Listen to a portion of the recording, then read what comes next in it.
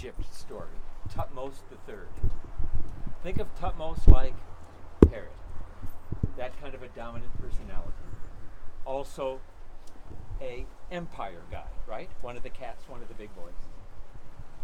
Tutmos III. He, in the middle of the 15th century, Moses is still in Egypt, came to reestablish Egyptian imperial control in Asia.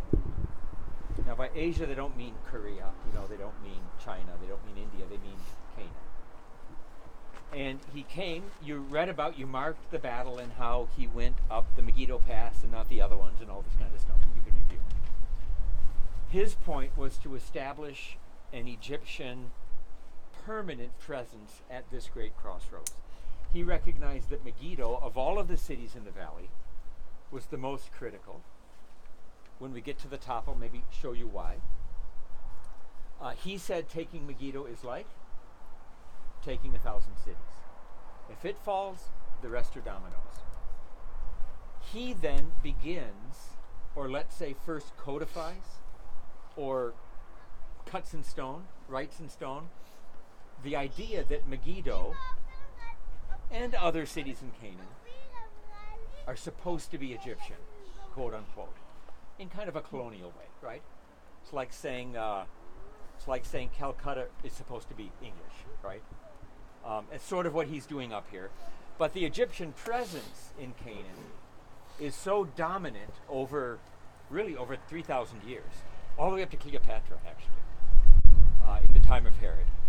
It's so dominant, and cities like Megiddo, like Gaza, Gaza is still Egyptian, actually, in its core, like Beit Shan, like Akko, kind of key corner cities and crossroad cities, end up having a pretty dominant and pretty long-lived Egyptian presence.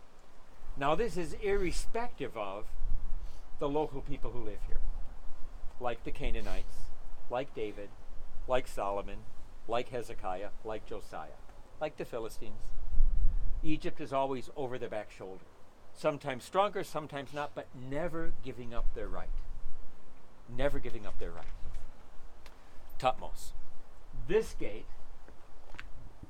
straight access, paved, you can see. Built with nice square, we call them ashlar blocks, big and square and set, like so. Basalt foundation. Yeah? Basalt foundation down below, stronger. With juts going in, chambers going in, two on either side.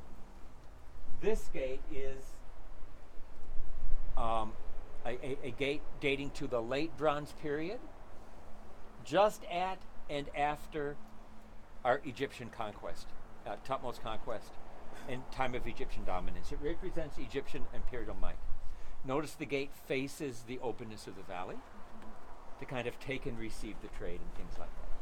Right? So when you go through this gate, think about the Egyptian, the imperial, the empire control, which would be natural. As we go through the gate, be a Tutmos. Do your utmost. Here we go. Oh, brother.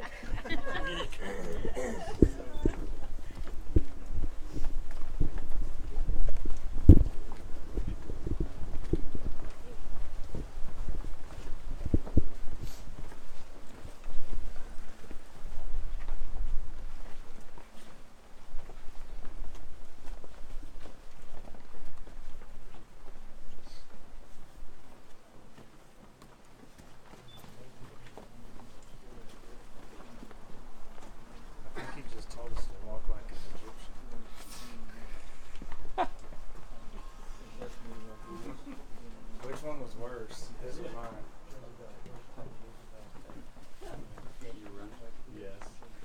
Careful what you say. Let's go, gentlemen.